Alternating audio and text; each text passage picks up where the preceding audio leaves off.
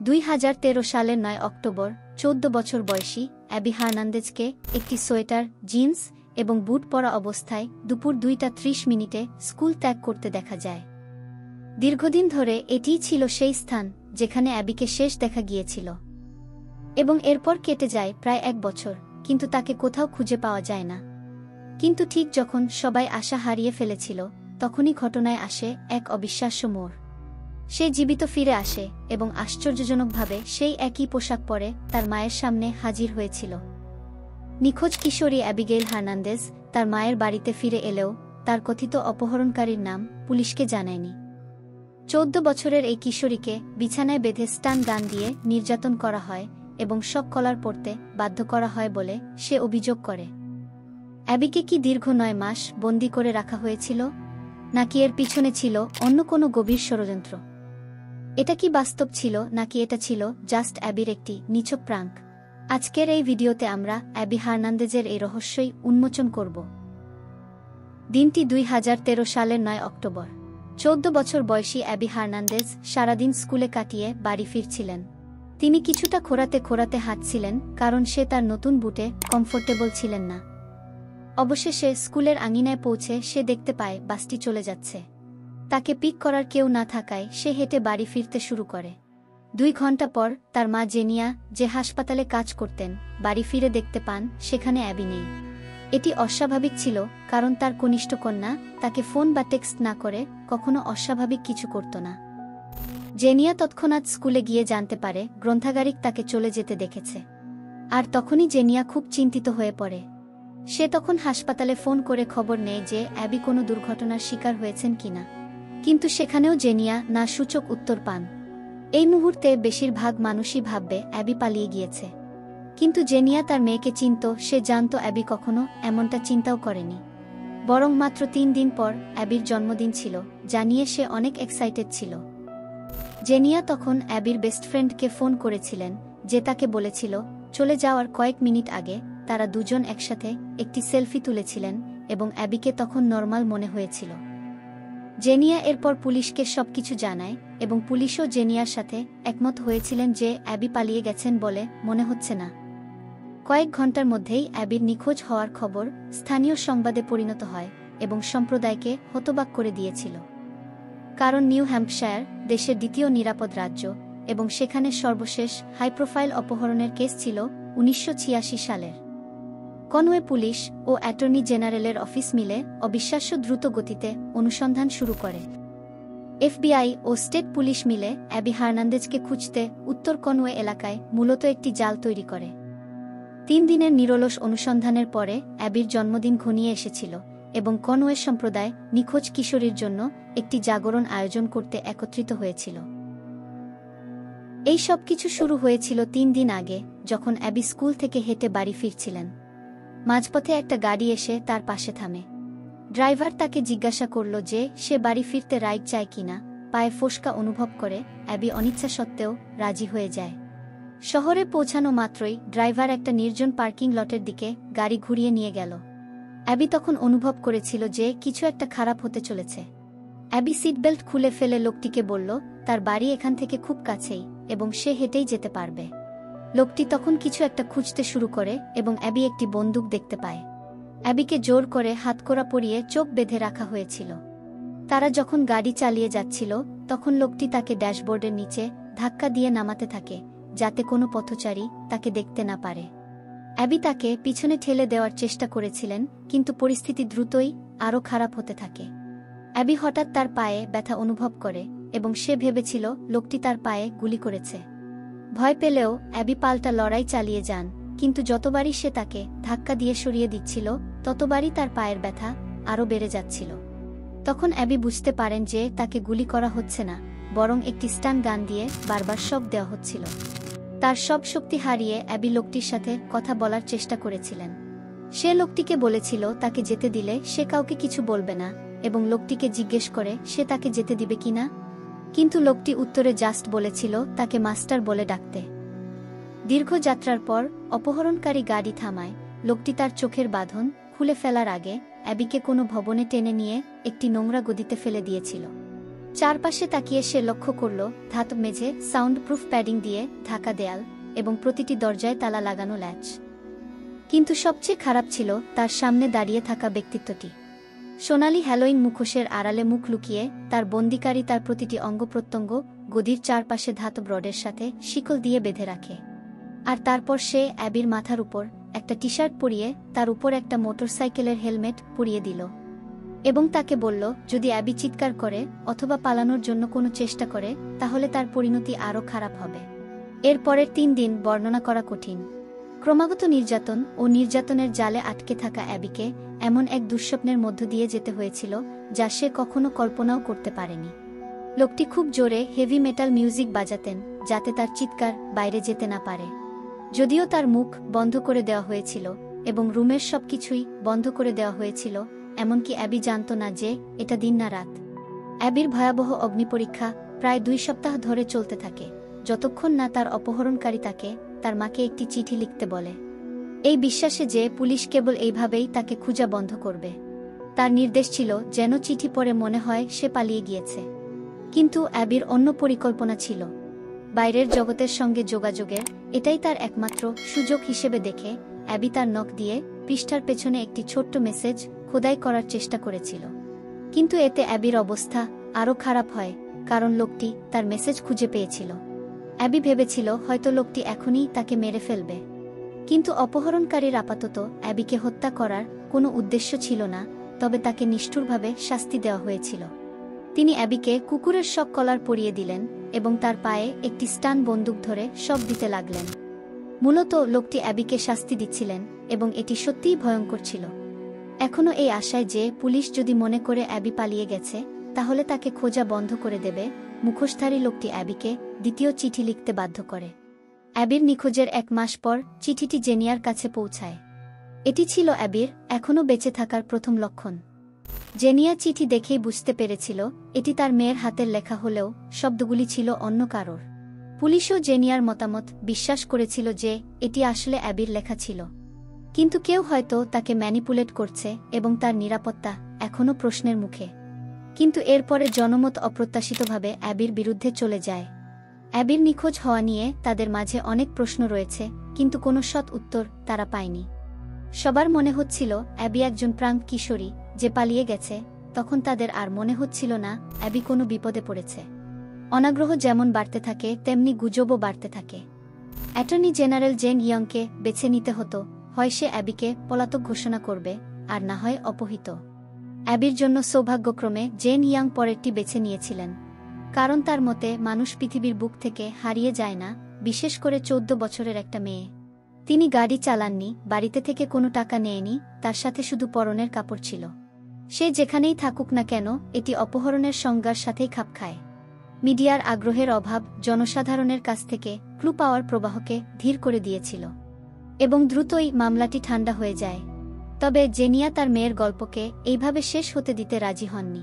মাস পেরিয়ে যাওয়ার সাথে সাথে তিনি জেন ইয়ংয়ের সাথে জনসমক্ষে উপস্থিত হতে থাকেন। সেখানে তিনি কয়েকজন সাংবাদিকের সামনে তার আবেগময় আবেদনগুলো পড়ে শোনান, যারা এখনও তার গল্পটিকে সন্ধ্যার সংবাদের যোগ্য বলে মনে করেন। 5 মাস পরে কনওয়ে থেকে 30 মাইল উত্তরের একটি ছোট্ট শহরে 34 বছর বয়সী আগ্নেয়াস্ত্র মেকানিস্ট নাথানিয়েল কিবি যখন বাড়ি ফিরছিলেন, তখন একজন মহিলা দুর্ঘটনাক্রমে তার গাড়িতে ধাক্কা মারেন। ক্ষিপ্ত হয়ে তিনি গাড়ি থেকে বেরিয়ে তার পিস্তলের হাতল দিয়ে মহিলাটিকে আঘাত করে মাটিতে ফেলে দেয়। আপাতদৃষ্টিতে পুলিশের কাছে এটি একটি র্যান্ডম সহিংসতার ঘটনা বলে মনে হলেও তারা জানত না যে এটি আসলে সেই একই ব্যক্তি যে 6 মাস আগে অ্যাবিকে অপহরণ করেছিল। হামলার পরে কিবিকে গ্রেপ্তার করা হয়েছিল এবং তার সবচেয়ে মূল্যবান সম্পদ, তার বিশাল বন্দুক সংগ্রহ সমর্পণ করার আদেশ দেওয়া হয়েছিল। লোকাল পুলিশ ভেবেছিল কিবি হয়তো তর্ক করবেন এবং তার অস্ত্রগুলি দিতে রাজি হবে না। কিন্তু তাদের অবাক করে কিবি নিজে থেকেই তাদের কল করে অস্ত্রগুলি সংগ্রহ করতে বলেছিলেন। কিবির সম্পত্তিতে পৌঁছানোর পর পুলিশ অফিসার এরিক বেঞ্জামিন, যিনি তাকে ব্যক্তিগতভাবে চিনতেন, তিনি বাড়ির উঠানে বিশাল আকারের শিপিং কন্টেইনার লক্ষ্য করেন। ভেতরে কি আছে জানতে চাইলে কিবি প্রশ্নটি এড়িয়ে যান, উল্লেখ করেন যে আদালত তাকে অস্ত্র সমর্পণ করার আদেশ দিয়েছে আর এর বাইরে অন্য কিছু করতে সে বাধ্য নয়। তাদের কাছে কন্টেইনারটির কাছে যাওয়ার কোনো কারণ ছিল না, আর কিবি এটা নিশ্চিত করেছিল। তার উপরে অ্যাবির অদৃশ্য হওয়ার ঘটনা এখন প্রায় সবাই ভুলে গিয়েছিল। 5 মাস পরে সাংবাদিক সমাজের অধিকাংশই এই সিদ্ধান্তে উপনীত হন যে তিনি পালিয়ে গেছেন। বেশিরভাগই, তবে সবাই নয়। স্থানীয় সংবাদগুলি এখনও মামলাটি কভার করছিল এবং নিখোঁজ কিশোরীর সাথে যোগাযোগের জন্য অ্যাবির বন্ধুদের প্রচেষ্টার খবর প্রচার করছিল।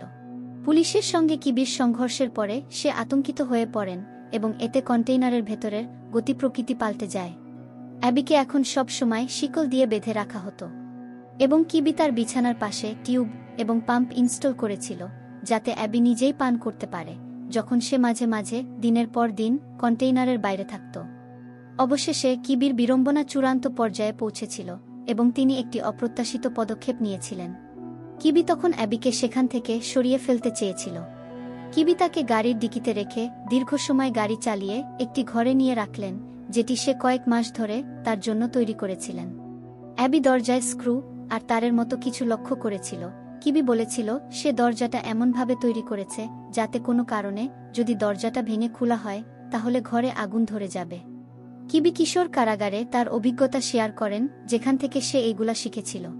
তার বন্দি দশার 6 মাস পরে এই প্রথমবারের মতো কিবি তরুণ কিশোরীর সাথে খোলামেলাভাবে কথা বলল এবং পরবর্তী সপ্তাহগুলিতে তাদের কথোপকথন বাড়তে থাকে।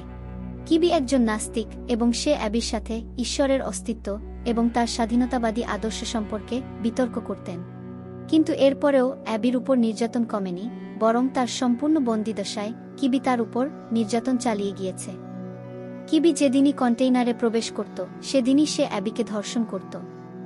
কিন্তু একদিন সে অ্যাবির সাথে ঘুমিয়ে পড়ে। যখন অ্যাবি জেগে উঠে তখন তার চোখ বাঁধা ছিল না এবং সে কিবির ফেস দেখে ফেলে। অ্যাবি এতটাই ভয় পেয়ে যায় যে সে সাথে সাথে তার চোখ বন্ধ করে ফেলে। অ্যাবি ভেবেছিল যদি কিবি জানতে পারে সে তার ফেস দেখে ফেলেছে তাহলে কিবি তাকে মেরে ফেলবে, কারণ কিবি একবার তাকে বলেছিল তার চেহারা কেমন সেটা অ্যাবির ভুলে যেতে হবে। কিন্তু সময় যত যাচ্ছিল অ্যাবি ততই একটা জিনিস বুঝতে পেরেছিল যে তিনি যত বেশি কিবির সাথে বন্ধুত্ব করছিলেন কিবি তার সাথে তত কম হিংস্র এবং আপত্তিজনক হয়ে উঠছিলেন। সময় এগিয়ে যেতে লাগল এবং অ্যাবি তার অপহরণকারী সম্পর্কে আরও অনেক কিছু শিখল। তিনি কেবল অ্যাবির আশেপাশে তার মুখোশ পরা বন্ধ করেননি, বরং কিবি তার বিরক্তিকর অতীত এবং বিশ্বাস সম্পর্কেও আরও শেয়ার করেছিলেন। সরকারের প্রতি কিবির অনেক ঘৃণা ছিল, যার কারণে তাদের বিরুদ্ধে পাল্টা আঘাত করার পরিকল্পনা হিসেবে তিনি জাল টাকা বানানোর সিদ্ধান্ত নেন। অ্যাবি তার আস্থা অর্জনের চেষ্টায় কিবি যা বলতো তাতেই রাজি হয়ে যেত। অ্যাবি এবং কিবি যখন একসাথে আরও বেশি সময় ব্যয় করতে থাকে তখন তার প্রতি কিবির আগ্রহ কমে যেতে থাকে। কিন্তু এতেও অ্যাবির উপর নির্যাতন বন্ধ হয়নি, তবে কিবি তখন অ্যাবিকে ধর্ষণ না করে বেশিরভাগ সময় যৌনকর্মীদের সাথে থাকতেন। তাদের মধ্যে একজন নাশওয়ার 27 বছর বয়সী লরেন মুন্ডে, যার সাথে কিবির এক অদ্ভুত সাক্ষাৎ হয়। তারা দুজনে একটি হোটেল রুম ভাড়া করেছিল, কিন্তু লরেনের মতে কিবি তার সেবা নয় বরং শুধু মানসিক সমর্থন এবং আশ্বাস চেয়েছিল। গল্প করতে করতে লরেন ঘুমিয়ে পড়ে এবং যখন সে জেগে উঠে তখন লরেন টেবিলে $50 নোটের স্তূপ দেখতে পেলেন, তবে কিবির কোনো চিহ্ন নেই। সেদিন পরে তিনি সেই অর্থ দিয়ে স্থানীয় ওয়ালমার্ট থেকে কিছু কেনার জন্য ব্যবহার করার চেষ্টা করেছিলেন, কিন্তু ক্যাশিয়ার নোটগুলি ধরেই বুঝতে পারে সেগুলি জাল ছিল এবং সে পুলিশকে তৎক্ষণাৎ কল করে। লরেন পুলিশকে সাথে সাথে কিবির সম্পর্কে বলে দিয়েছিল যাতে সে পরবর্তীতে কোনো সমস্যায় না পড়ে। কিন্তু এরপর সে কিবিকে কল করে রাগারাগি করে এবং তাকে বলে পুলিশ তার জন্য আসছে। কিবি তখন প্রচুর ভয় পেয়ে যায়, কারণ পুলিশ তল্লাশি নিলে তারা অ্যাবিকে পেয়ে যাবে এবং কিবি খুব বাজেভাবে ফেঁসে যাবে। কি করবে বুঝতে না পেরে সে অ্যাবির কন্টেইনারে প্রবেশ করে তার সাথে রাগারাগি শুরু করে। লরেনের সাথে কিবির কি ঘটেছিল সে সম্পর্কে অজ্ঞাত অ্যাবি তার নিজের মাথা ঠান্ডা রেখেছিল এবং শান্তভাবে তাকে জিজ্ঞাসা করলেন কি হয়েছে। 9 মাস বন্দী থাকার পরে অ্যাবি জানত কিভাবে কিবিকে মোকাবেলা করতে হবে। অ্যাবিকে নিয়ে কন্টেইনার থেকে বের হওয়ার সময় কিবি সংক্ষেপে তাকে সব ব্যাখ্যা করলেন। ঘরের বাইরে পা রাখার সাথে সাথে অ্যাবি একটা অবাক ব্যাপার বুঝতে পারল। বিস্ফোরক লাগানো দরজার পিছনে সেই প্রথম ঘরটি ছিল যেখানে তাকে আটকে রাখা হয়েছিল। সে আসলে কখনো কিবির বাংকার থেকে বেরি হয়নি। 4 মাস আগে যখন সে তাকে স্থানান্তরিত করতে নিয়ে যায় তখন সে ঘন্টার পর ঘন্টা গাড়ি চালিয়েছিল, কিন্তু তাকে একই জায়গায় ফিরিয়ে এনে কন্টেইনারের অন্য অংশে রাখে। কিবির আসল বাড়িতে ঢুকে পড়ার পরে সে অ্যাবির সব কলার খুলে তাকে একটি কালো প্লাস্টিকের ব্যাগ দিয়েছিল, যার মধ্যে অ্যাবির পোশাকগুলো ছিল যেগুলো সে অপহরণের দিন পরেছিল। সে অ্যাবিকে বলল তাকে এখনই এই জায়গা থেকে চলে যেতে হবে। এই মুহূর্তে সকলে ভাববে যে কিবি এবার তাকে অন্য কোথাও সরিয়ে নিয়ে যাবে, আর না হয় অ্যাবিকে মেরে ফেলবে এবং সবকিছু এখানেই শেষ করে দিবে। কিন্তু অ্যাবির কেসে এটাই ছিল একটি অনন্য মোমেন্ট। তার অপহরণকারীর সাথে অ্যাবি এমন সম্পর্ক তৈরি করেছিল যে সে কিবিকে সত্যিই এক দ্বিধায় ফেলে দিয়েছে। 9 মাস আগে সম্ভবত সে অ্যাবিকে মেরে ফেলতে দ্বিধা করত না, কিন্তু এখন লোকটি তার নিজস্ব বিকৃত উপায়ে তরুণ কিশোরীর প্রতি আসক্ত হয়ে পড়েছে। এই পরিবর্তনটি অ্যাবির অবিশ্বাস্য স্থিতিস্থাপকতা এবং প্রত্যেকের মধ্যে ভালো দেখার ক্ষমতা থেকে এসেছিল, এমনকি তার নিজের নির্যাতনকারীর মধ্যেও। অ্যাবি মূলত এই লোকটির সাথে মাইন্ড গেম খেলেছিলেন এবং তার বিশ্বাস অর্জন করতে সক্ষম হয়েছিলেন। যখন তারা রাস্তায় বেরিয়ে পড়ল, তখনও অ্যাবি নিশ্চিত ছিল না যে লোকটি তার সাথে কি করবে। হয়তো তাকে অন্য রাজ্যে নামিয়ে দিবে অথবা অন্য কারো হাতে তুলে দিবে। কিন্তু রাস্তার পাশের একটি সাইনবোর্ড দেখে তার হার্টবিট বেড়ে যায়, যেখানে লেখা ছিল সামনে কনওয়ে। কিছুক্ষণের মধ্যেই কিবি ঠিক সেই জায়গাতেই গাড়ি থামায় যেখানে সে প্রায় 1 বছর আগে অ্যাবিকে অপহরণ করেছিল। কিবি তাকে গাড়ি থেকে বের হতে বলে এবং অ্যাবি গাড়ি থেকে নেমে দরজা লাগাতেই কিবি গাড়ি চালিয়ে চলে গেল। আর এইভাবেই অ্যাবি আবার তার স্বাধীনতা ফিরে পেল, এমন কিছু যা সে সত্যিই আবার অনুভব করতে চেয়েছিল। অ্যাবি গত 9 মাস থেকে এই দিনটির জন্য প্রার্থনা করছিল, কিন্তু সে কখনো ভাবেনি যে এটি তার সাথে ঘটবে এবং সে আবারও মুক্ত হবে। অ্যাবি আরও একবার তার বাড়ির উদ্দেশ্যে হাঁটতে শুরু করলেন। এটি যেমন অবিশ্বাস্য তেমনি বিদ্রূপপূর্ণ। অ্যাবি তার 9 মাসের দীর্ঘ হাঁটা শেষে বাড়িতে ফিরতে পেরেছে। বাড়ির দোরগোড়ায় এসে অ্যাবি তার মায়ের ফোনে কথা বলার শব্দ শুনতে পাচ্ছিল। দরজা খুলে ভিতরে প্রবেশের পরে যখন মা ও মেয়ে একে অপরের মুখোমুখি হয়, সেই মুহূর্তটি একই সাথে খুবই ইমোশনাল ও সুন্দর ছিল। কিন্তু অ্যাবির জন্য পরিস্থিতি এখনও শেষ হয়নি। তাকে ছেড়ে দেওয়ার আগে কিবি শেষ যে কথাটি বলেছিলেন তা হল, যেহেতু তার বিরুদ্ধে মামলা প্রত্যাহার করা হয়েছে, তাই পুলিশ তাকে তার গান ফেরত দিয়েছে। যদি অ্যাবি কখনো তার পরিচয় প্রকাশ করে, তবে সে আশা করতে পারে যে কিবি বা তার কোনো বন্ধু প্রতিশোধ নিতে তার কাছে ফিরে আসবে এবং তাকে সহ তার পুরো পরিবারকে হত্যা করে ফেলবে। তার পরিবারকে রক্ষা করার জন্য যে কোনো কিছু করতে ইচ্ছুক অ্যাবি কিবির নামটি গোপন রেখেছিলেন। এই তথ্য প্রকাশ্যে আসার পরে জনসাধারণের ক্ষোভ আবারও জেগে ওঠে। 7 মাস আগের অ্যাবির চিঠি ঘিরে সেই নাটকীয়তার পুনরাবৃত্তি ঘটে। সবাই অ্যাবির নীরবতার জন্য সমালোচনা করে এবং তাকে দোষারোপ করে, কিন্তু অ্যাবির সম্পৃক্ততা ছাড়াই জাল টাকা সম্পর্কে লরেন মুন্ডের জবানবন্দি পরোক্ষভাবে পুলিশকে অপহরণকারীর কাছে পৌঁছে দেওয়ার কথা ছিল। কিন্তু সেই সময়ে নিউ হ্যাম্পশায়ার পুলিশ একটি বিস্তৃত জাল টাকার অপারেশন নিয়ে কাজ করছিল, যা কিবির সাথে সম্পর্কিত নয় এমন গ্রুপের সাথে যুক্ত ছিল, যার কারণে কিবি সেই যাত্রায় বেঁচে যায়।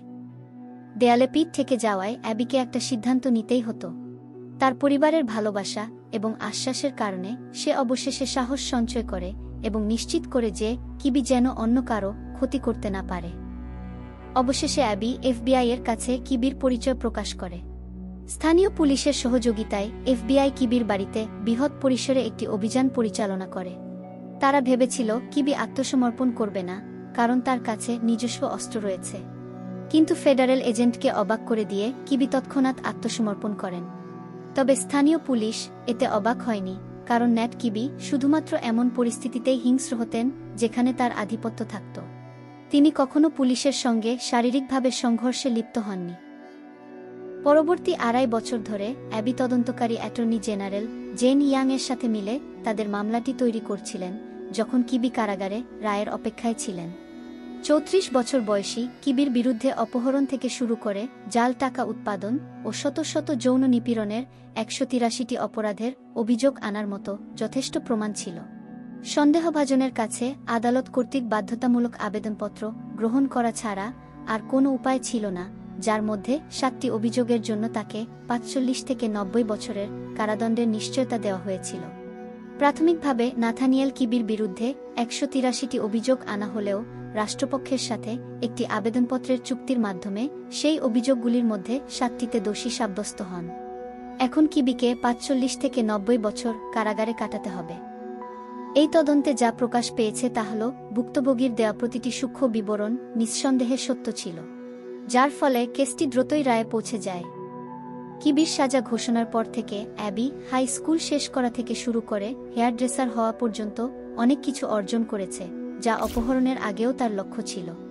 তিনি একজন গর্বিত মা এবং তার মামলার উপর ভিত্তি করে নির্মিত একটি চলচ্চিত্রের নির্বাহী প্রযোজকও হয়েছিলেন। তবে তার সবচেয়ে বড় জয়টি এসেছিল এসবেরও আগে। 2016 সালের 26 মে অ্যাবি অবশেষে আদালতে কিবির মুখোমুখি অবস্থান নিয়েছিলেন। এত কিছুর পরেও অ্যাবি তার অপহরণকারীকে ধন্যবাদ জানাতে ভুলে না, কারণ তার জন্যই এখন সে তার স্বাধীনতার মূল্য বুঝতে পেরেছে।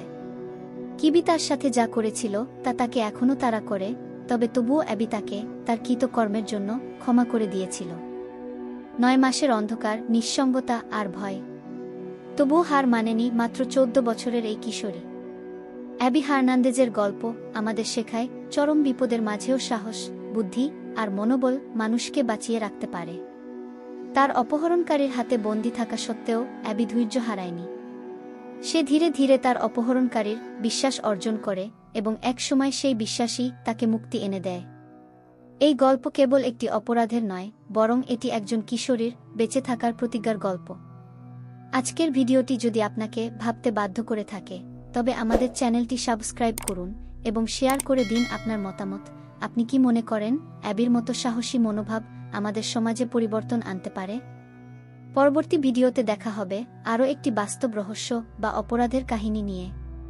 ততক্ষণ পর্যন্ত নিরাপদে থাকুন, সচেতন থাকুন এবং সত্য খুঁজে বের করুন। ধন্যবাদ সবাইকে।